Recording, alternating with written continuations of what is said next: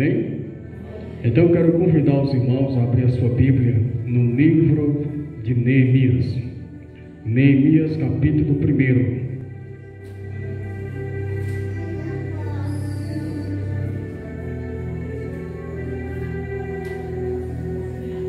Neemias, capítulo 1,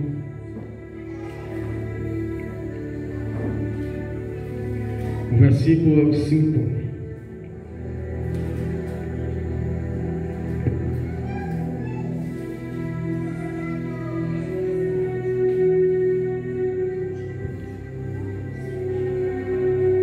Neemias, capítulo 1, versículo 5.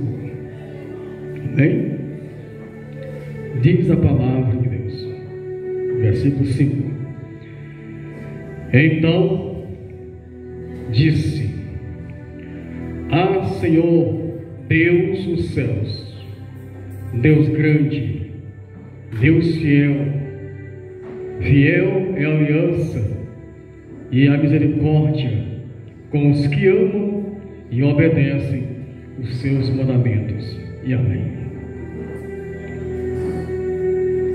Meus irmãos, nós temos um texto que nós, em rápidas palavras, a gente vai, em rápidas palavras, tentar falar algo desse texto para nós não fadar e nem cansar os irmãos. A palavra de Deus diz que esta palavra, ela veio a Neemias. Neemias era filho de Acalias.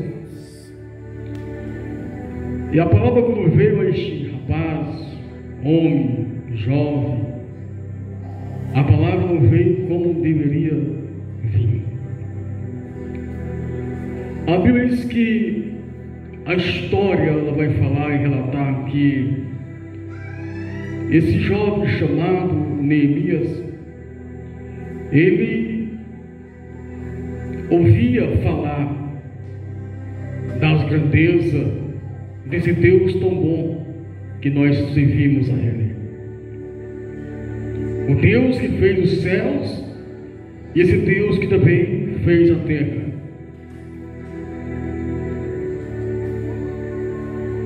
Diz a Bíblia que algumas vezes, ou uma vez por ano, não sei, ele sempre vinha a receber uma notícia da sua terra natal, da sua família, porque ele não estava na sua pátria, e de repente não veio uma boa notícia. A notícia que vem ao seu encontro é de balançar a estrutura. Cada um de nós aqui presente, há um momento da nossa vida que nós queremos uma resposta de Deus e ela vem ao contrário. A gente semeia algo na expectativa do amanhã ser bem melhor do que hoje, mas muitas das vezes, irmãos, na nossa vida, o amanhã é pior do que hoje. Tudo porque Deus deu um propósito para a nossa vida. Ele conhece o nosso íntimo, Ele conhece o nosso coração.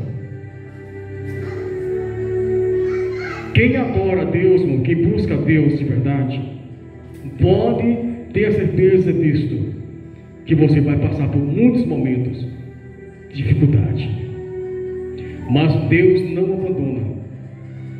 Você vai sofrer, vai chorar, vai ter momentos que você vai dizer assim: eu não aguento mais, mas Deus está sempre presente. O irmão disse nessa noite que Deus não tem o prazer dos covardes. Quem é o covarde?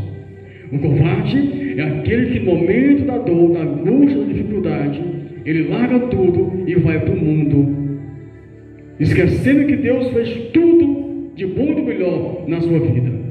Mas quando vem uma luta, ele já abandona o barco.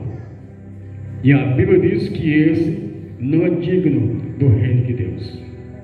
Aquele que põe a mão no arado, olha para trás, esse não é digno. E o que é não pôr a mão no arado e olhar para trás?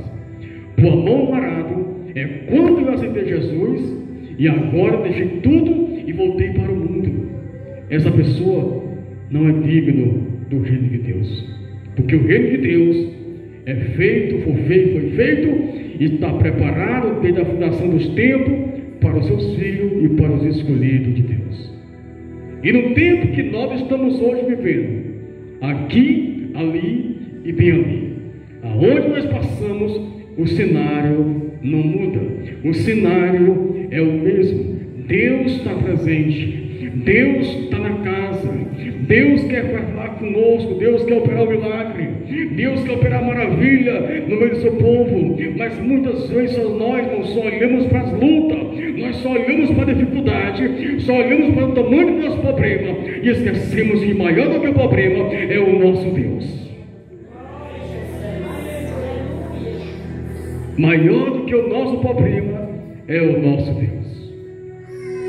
E esse homem, ele recebe uma notícia que a sua cidade, a sua casa, a sua família tinham destruído a cidade natal, quebrado as portas a fogo, derrubado as muralhas e levado alguns povos a cativo e matado alguns, e entre os cativos estava a sua família.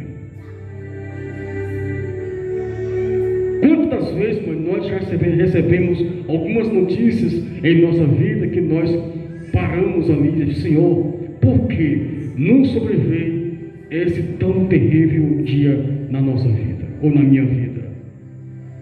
Eu não perco um culto, eu sou dizimista, eu sou fiel a Deus e ao pastor, mas a luta dia a dia, após dia, a luta vem e não quer parar. É porque Deus, ele quer provar nossa fé dia após dia. Ele sabe até onde nós possamos suportar o tamanho da luta, o tamanho da dificuldade da nossa vida. Ele sabe até onde nós vamos suportar. Mas nós não sabemos. Nós não sabemos, irmãos. Mas uma coisa nós sabemos e fingimos que não sabemos. Nós sabemos que Deus é poderoso. Nós sabemos que Deus é aquele que faz jorrar água da onde não tem água, aonde faz o prover, da onde não tem o prover. E bem-aventurados são aqueles que passam por aflições. Foi Ele que disse que bem-aventurados sois vós quando forem injuriados, perseguidos e massacrados por causa do nome dele ou por causa do Evangelho. Alguns não vão voltar para trás. Alguns vão lançar a rede e quando não vier mais peixe, vão largar o barco. Alguns não vão me trair. Alguns vão lançar você à morte. Alguns não vão te abandonar. Porque as aflições têm nos corroído dia após dia. Tudo porque nós recebemos uma notícia que não agradou a minha pessoa.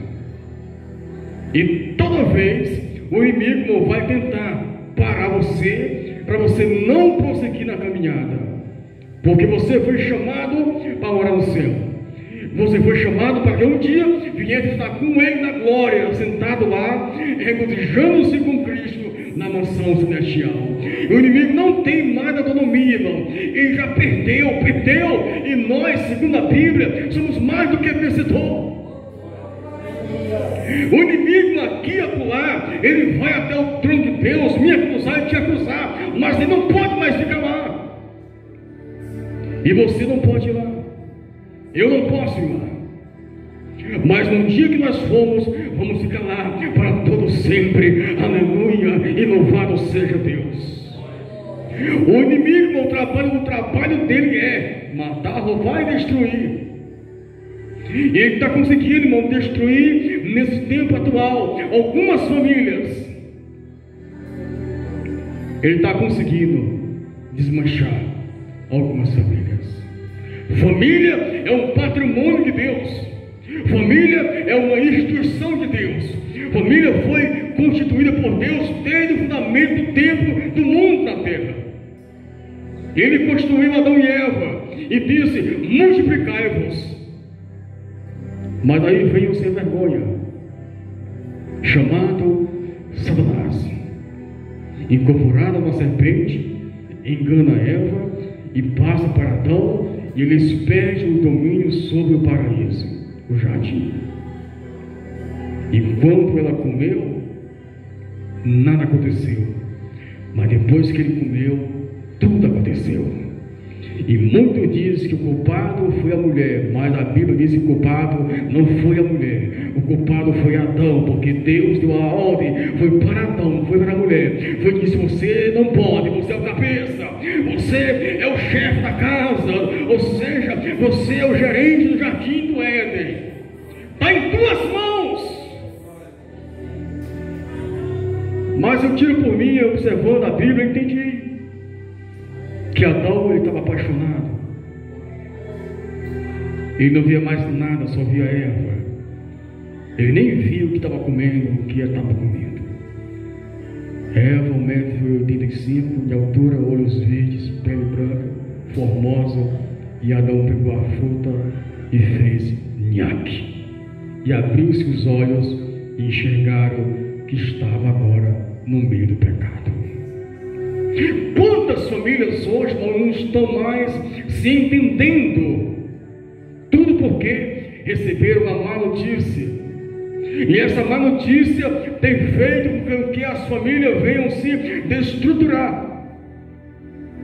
Talvez seja um filho que estava louvando na igreja e agora não está mais. Uma má notícia. Talvez porque o esposo não quer mais ir para a igreja, é uma má notícia. Talvez a esposa não quer mais frequentar a igreja, é uma má notícia. Talvez a família tenha algo diferenciado dentro da família da igreja, isso é uma má notícia. E o Satanás, ele vai tentar usar essa brecha para destruir as famílias.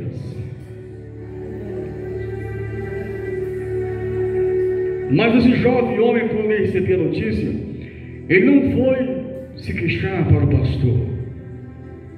Ele não foi se queixar no grupo do WhatsApp. Ele não foi se queixar com os amiguinhos lá no trabalho. Ele não foi se queixar com o primeiro que ele visse na rua. Segundo a Bíblia, diz que o seu semblante abateu.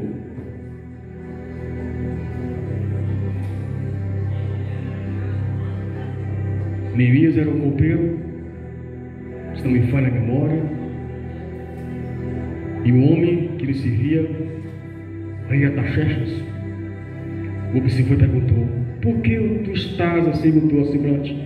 Você não é assim, você é extrovertido e alegre, e por que você está tão assim?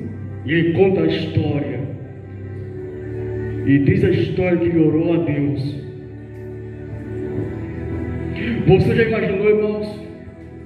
Você está aqui nesta noite, nesse lugar, louvando a Deus, e de repente você chegar em casa, na sua casa, você tem uma má notícia, alguma tragédia aconteceu na sua casa, na sua família, com seu filho, com seu esposo, alguém da tua família não está mais na terra, partiu. Pense numa má notícia como esta, qual seria a sua reação? Você ia amaldiçoar Deus? Você ia desistir de tudo? Ia se matar? Ou você ia confiar nesse Deus tão poderoso? Como disse o irmão há poucos minutos, para tudo há um propósito. Tem coisa no que acontece, nós não entendemos, mas Deus já faz tudo calculado para o nosso próprio bem. O irmão nessa noite, ele disse, profetizou e disse que não se preocupasse, porque Deus ia ficar só com os fiéis, e as portas não iam fechar. Para um homem comum, mas aqui já teria falido.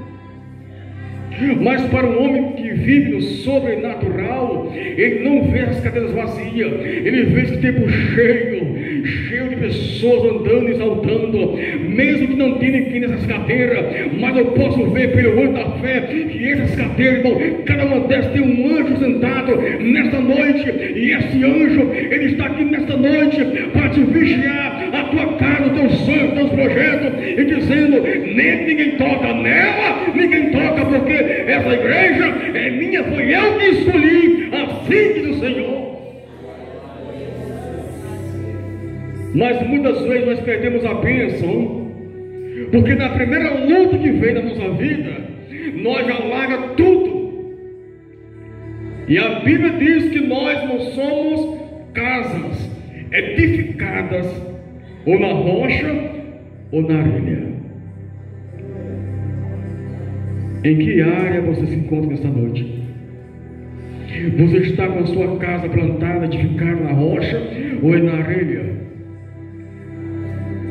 No mês atrasado eu disse, eu preguei e falei isso, que esse ano, antes de terminar esse ano, nós íamos ver muitos homens de Deus nesse mundo aí fora, bebendo a lavagem dos povos.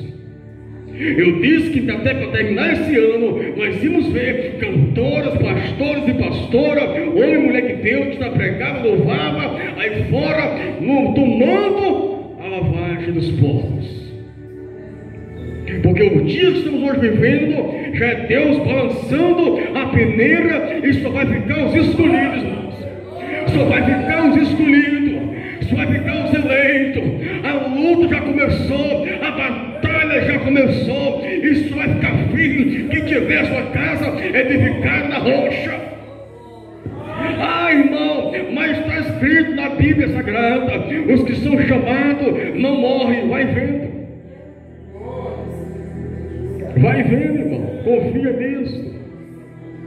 Não, eu vou lá fora, eu vou tomar uma cervejinha, eu vou me viciar e depois de 4 meses eu volto. Porque segundo a Bíblia diz que aquele que é chamado não morre. Aí é? Então vamos para Hebreus capítulo 11.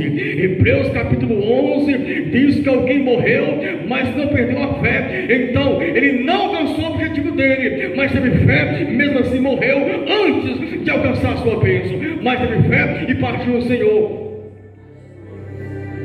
Não se apoie em cenas palavras. Leia o texto e contexto para não causar um pretexto.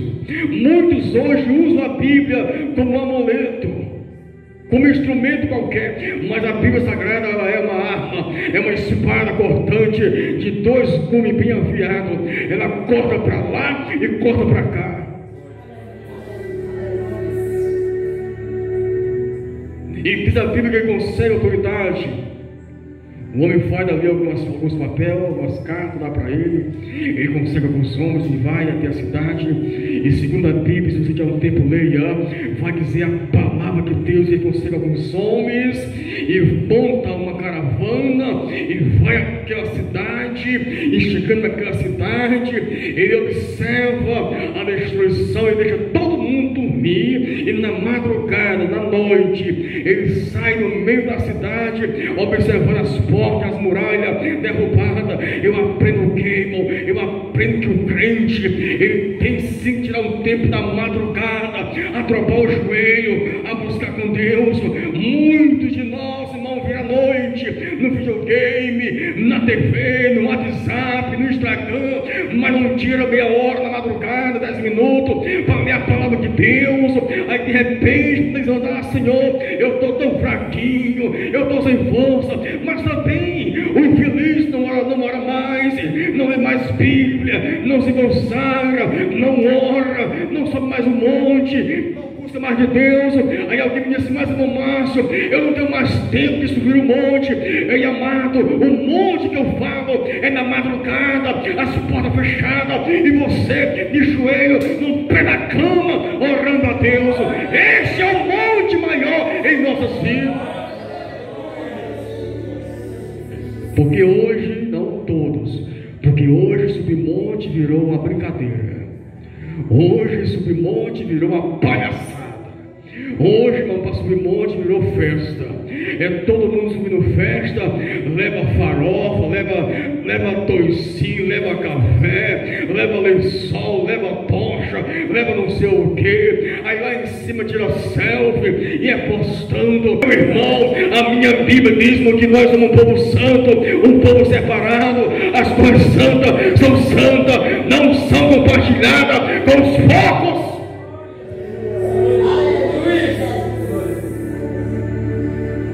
Depois está na pena, não sabe por quê. A Bíblia diz, não entra no teu quarto e fecha a porta e entra comigo em secreto. É em secreto, para buscar Deus é em secreto. particularmente pessoa intimidade com Deus, irmãos. Ai, irmão, hoje as pessoas sobem um monte, irmão, leva descrente, leva todo mundo junto, aí lá em cima alguém é tomado por Deus, o incrédulo não sabe, não entende, quando terminou do dia, a rua todinho, o bairro todinho vai saber o que eu lá em cima, aquela oração não serviu.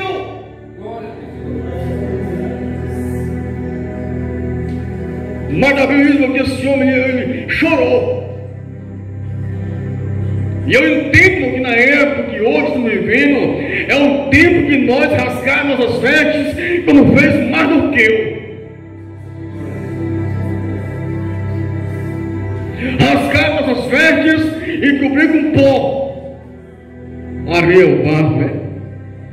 E lamentar a Deus, para que Deus ia nos levantar, irmão, como antes. Porque antes não ia para a igreja, meu dia, eu não perdi um clamor, antes eu não pedia consagração, antes eu não perdi um culto, antes eu não perdi um trabalho da igreja, mas hoje não, irmão. Hoje Deus me deu um trabalho, Deus me deu um emprego, Deus me deu uma família, Deus me deu um filho, Deus me deu um carro, Deus me deu uma moto, mas agora de manhãzinha eu não estou cansado com sono, meu dia não dá certo, eu estou cansado, meu irmão, que problema é esse? Não, porque a culpa é do pastor, a culpa é do pregador. Não é não, irmão, a culpa é minha, a culpa é sua, a culpa é nossa mesmo. É bíblico. Mateus 24, versículo 12, não me falha a memória. Por se multiplicar a iniquidade, o amor de muitos se esfriaria nos últimos tempos. Sabe por que o que está acontecendo? É porque eu venho para o culto para olhar para o pastor Cláudio, a cor do sapato dele, a cor do terno dele, a cor do relógio, comecei de platina, se é de ouro, diamante, o carro do irmão, a sandália da irmã, o vestido. Eu olho para todo mundo, mas eu chego num tempo, eu esqueço de olhar para Deus, eu esqueço de clamar a Deus, eu esqueço de me humilhar na presença dele. Eu acho, irmão, muito bonito, irmão, que pega no sapateado, no fogo. Irmão, isso eu acho muito bonito, mas não me entra. Me perdoe, mas não me entra. Porque o fogo começou aqui.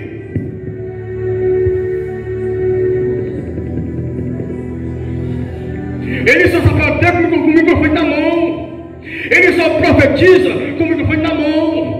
Ele só sapateia, profetiza, tem visão, não sei o que, isso aqui na mão, mas depois que faz isso aqui, ele é um mentiroso, enganador, profano. E quem paga é a igreja. E alguém não, a culpa do pastor, não é não. A culpa é de nós mesmos que não nos examinamos.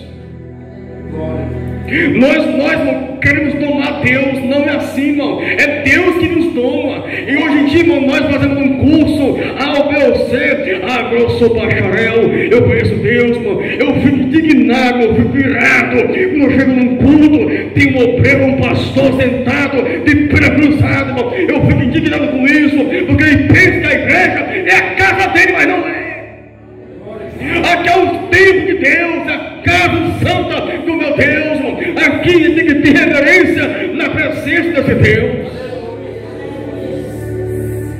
O irmão pregando de perna cruzada, dizendo: o irmão errou a hermenêutica, errou a exegese, aí ele tomou aqui a vírgula, o ponto, aí ele foi de perna cruzada, aí o irmãozinho tem a sua participação, ninguém deu glória, aleluia. Agora vem ali um coitado, um infeliz de perna cruzada, recebe a oportunidade, já pega o microfone, pulando, saltando, profetizando. Meu irmão, para com isso, vamos ler a Bíblia, para nós não sermos enganados pelos falsos profetas que vão surgir, já estão surgindo em nosso meio.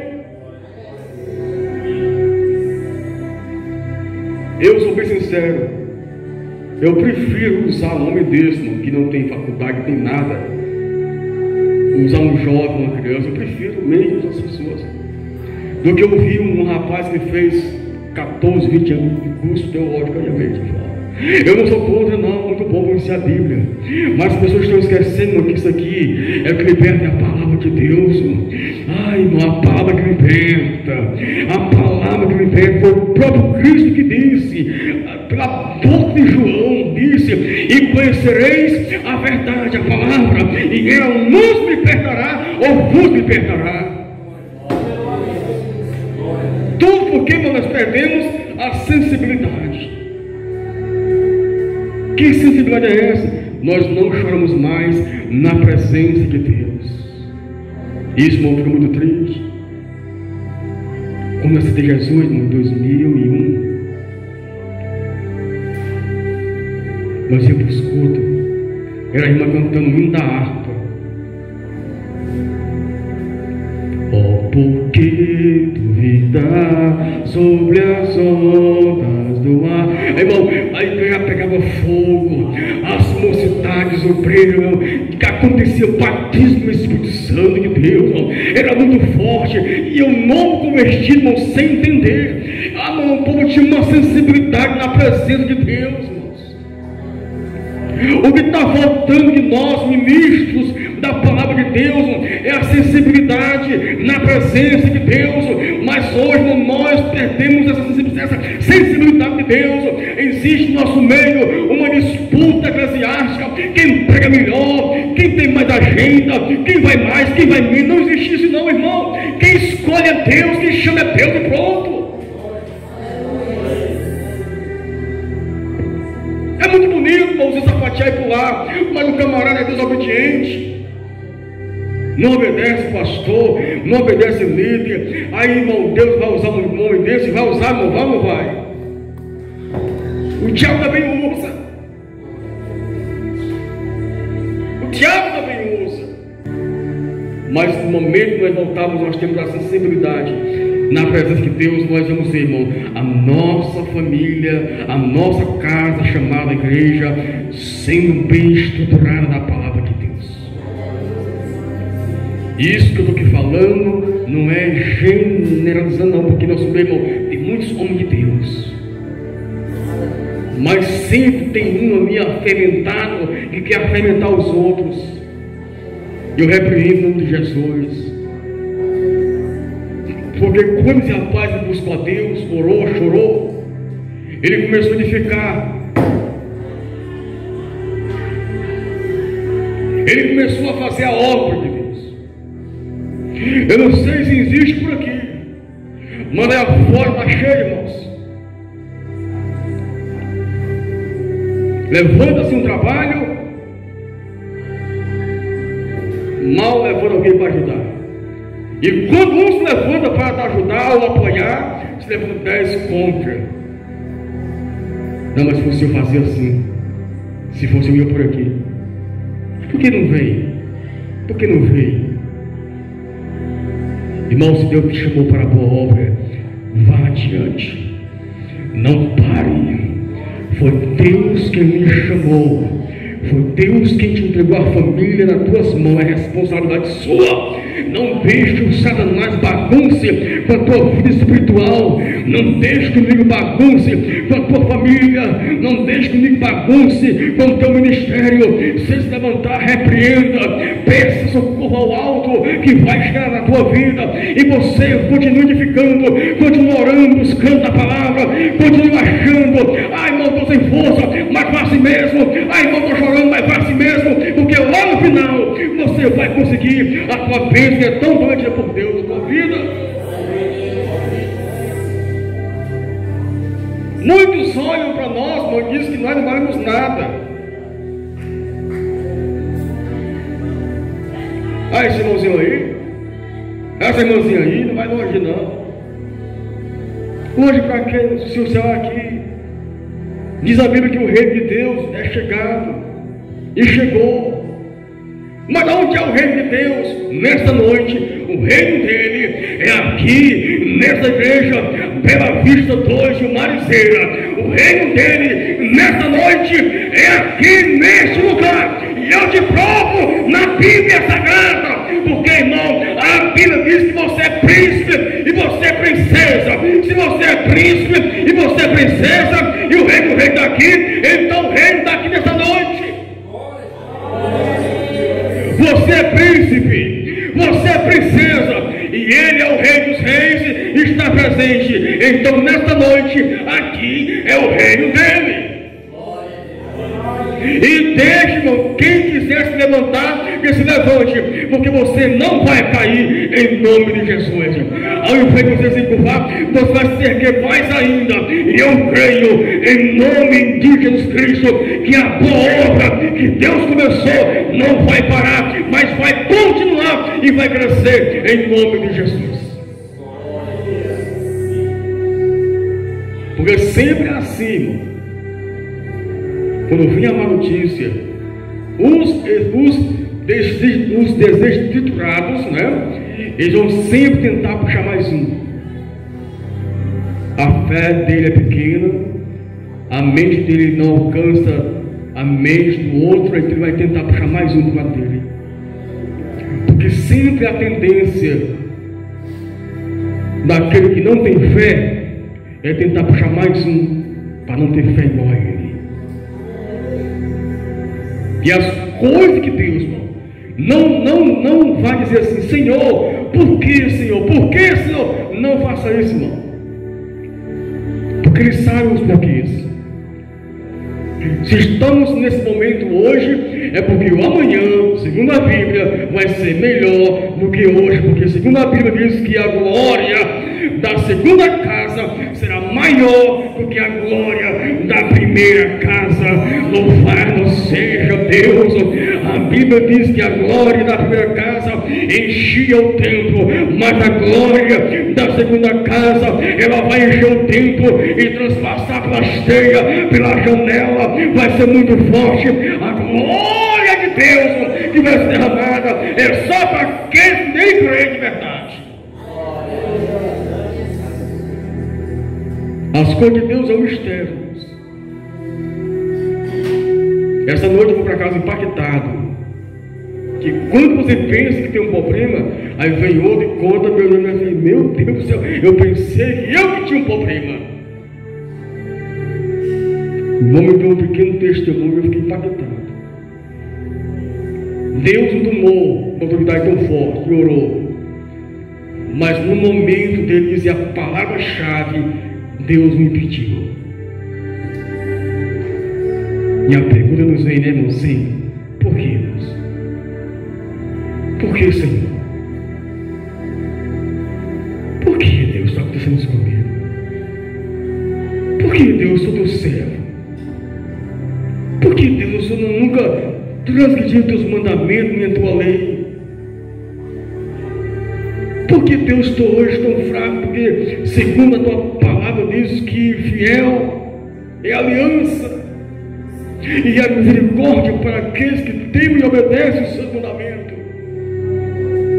E a gente, meu filho, se perguntando muitas vezes no nosso culto, somente nós e Deus, individualmente, perguntando a Deus: por que, Deus?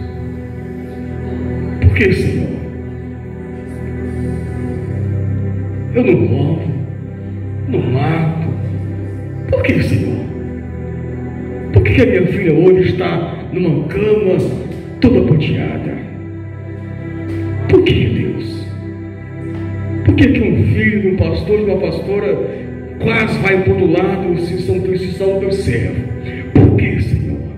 Por que, Deus, que teu filho perdeu o seu ou a sua filha, se é um servo teu? Por que, Deus? E Deus lhe vai assim, ó.